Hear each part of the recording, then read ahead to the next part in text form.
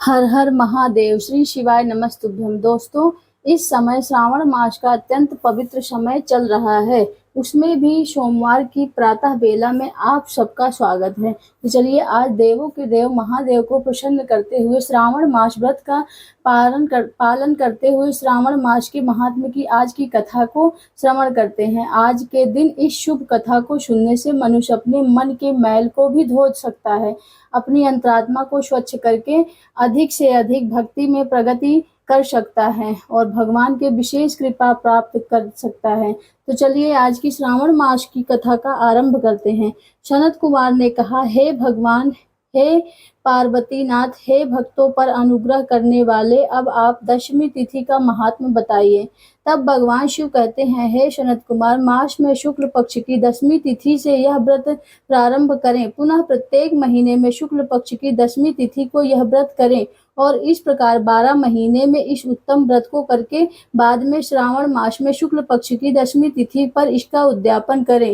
राज्य की इच्छा रखने वाले राजपुत्र, उत्तम कृषि के लिए कृषक, व्यवसाय के लिए वैश्य पुत्र प्राप्त के लिए गर्भिणी स्त्री, धर्म अर्थ काम की सिद्धि के लिए सामान्य जन वर्ग की अभिलाषा रखने वाली कन्या, यज्ञ करने की कामना वाले ब्राह्मण, श्रेष्ठ आरोग्य के लिए रोगी और दीर्घ काल तक पति के परदेश रहने पर उसके आने के लिए पत्नी, इन सबको और अन्य लोगों को भी दशमी व्रत को करना चाहिए। जिस कारण से जिसे कष्ट हो उसके निवारण के लिए उस मनुष्य को यह व्रत करना चाहिए। श्रावण मास में शुक्ल पक्ष की दशमी तिथि के दिन स्नान करके देवता को विधिवत पूजन करके घर के आंगन में दशें दिशाओं में पुष्प पल्लव चंदन से अथवा जौ के आटे से अधिदेवता के शास्त्र वाहन युक्त स्त्री रूपा शक्तियों का अंकन करके नक्त बेला में दशों दिशाओं में उनकी पूजा करनी चाहिए। धृत मिश्रित नैवेद्य अर्पण करके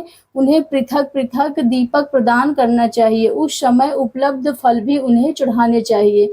इसके बाद अपने कार्य की सिद्धि के लिए इस प्रकार प्रार्थना करनी चाहिए, हे दिग्देवता, मेरी आशाएं पूर्ण हो, मेरे मनोरथ सिद्ध हो, आप लोगों की कृपा से सदा कल्याण हो। इस प्रकार विधिवत पूजन करके ब्राह्मण को दक्षिणा देनी चाहिए।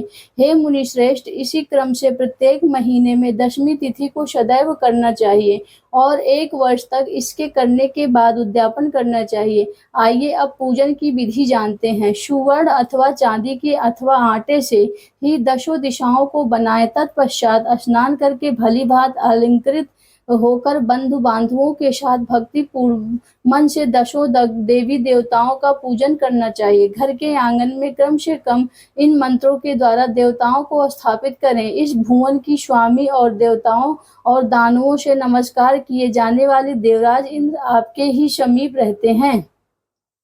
आप आंद्री नामक दिग देवता को नमस्कार है। हे आशय, अग्नि के साथ परिग्रह यानी विवाह होने के कारण आप अग्नि नहीं कही जाती हैं और आप तेज स्वरूप और पराशक्ति हैं, अतः आप मुझे वर देने वाली हैं। आपका श्री आश्रय लेकर वे धर्मराज सभी लोगों को दंडित करते हैं, इसलिए आप संयमिनी नाम वाली हैं। हे याम, में आप मेरे लिए उत्तम मनोरथ पूर्ण करने वाली हो। हाथ में खड्ग धारण किए हुए मृत्यु देवता आपका ही आश्रय ग्रहण करते हैं, अतः आप निरुति रूपा हैं। आप मेरी आशा को पूर्ण कीजिए। हे वारुणी, समस्त भुवनों के आधार पर जल जीवों के स्वामी वरुण देव आप में निवास करते हैं, अतः मेरे कार्य और धर्म को पूर्ण करने के लिए आप तत्पर हो। आप जगत के आदि स्वरूप वायु देव के साथ अधिष्ठित हैं, इसलिए आप वायव्य हैं। हे वायव्य, आप मेरे घर में नित्य शांति प्रदान करें। आप धन के स्वामी कुबेर के साथ अधिष्ठित हैं, अतः आप इस लोक में उत्तरा नाम से विख्यात हैं। हमें शीघ्र ही मनोरथ प्रदान करके आप निरंतर, हे ऐशानी, आप जगत के स्वामी शंभु के साथ सुशोभित होती हैं। हे शुभे, हे देवी, मेरी अभिलाषाओं को पूर्ण कीजिए। आपको नमस्कार है, नमस्कार है।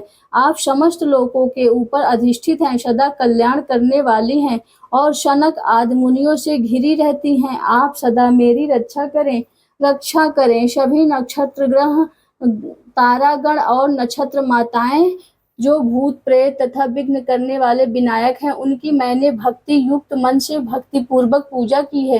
हे सभी मेरे अभीष्ट की सिद्धि के लिए सदैव तत्पर हो। नीचे के लोकों में आप सर्पों और नयलों के द्वारा सेवित हैं। आप नाग पत्नियों सहित आप मेरे ऊपर प्रसन्न हो। इस प्रकार से इस मंत्रों के द्वारा पुष्प धूप आदि से पूजन करके वस्त्र अलंकार और फल निवेदित करना चाहिए। इसके बाद वाद्य ध्वनि गीत नृत्य आदि मंगल कृतियों और नाचती हुई श्रेष्ठ स्त्रियों के सहित जागरण करके रात व्यतीत करनी चाहिए। कुमकुम अक्षत तांबुल दान मान आदि के द्वारा भक्तिपूर्ण मन से उस रात्रि को सुख पूर्वक व्यतीत करके प्रातः काल प्रतिमाओं की पूजा करके ब्राह्मण को प्रदान कर देना चाहिए। इस विधि से व्रत को करके क्षमा प्रार्थना प्रणाम करके मित्रों और प्रिय बंधुओं को साथ में लेकर भोजन करना चाहिए। हे तात, जो मनुष्य इस विधि पूर्वक आदर पूर्वक दशमी व्रत करता है वह सभी मनोवांछित फल प्राप्त करता है। विशेष रूप से स्त्रियों को इस सनातन व्रत को अवश्य करना चाहिए, क्योंकि मनुष्य जात में स्त्रियां ही अधिक श्रद्धा और कामना परायण होती हैं। हे मुनिश्रेष्ठ, धन प्रदान करने वाले, यश देने वाले, आयु बढ़ाने वाले और सभी कामनाओं को फल प्रदान करने वाले इस व्रत को मैंने आपसे कह दिया। तीनों लोकों में अन्य कोई भी व्रत इसके समान नहीं है। हे ब्रह्मपुत्र, मैं श्रेष्ठ वांछित फल की कामना करने वाले जो मनुष्य दशमी तिथि को दशों दिशाओं की सदा पूजा करते हैं, उनके हृदय में स्थित सभी बड़ी बड़ी कामनाओं को वे दिशाएं भलीभूत कर देती हैं। इसमें अधिक कहने से कोई प्रयोजन नहीं है। हे सनत कुमार, यह व्रत मोक्षदायक है, इसमें संदेह नहीं करना चाहिए। इस व्रत के समान न कोई व्रत है और न होगा।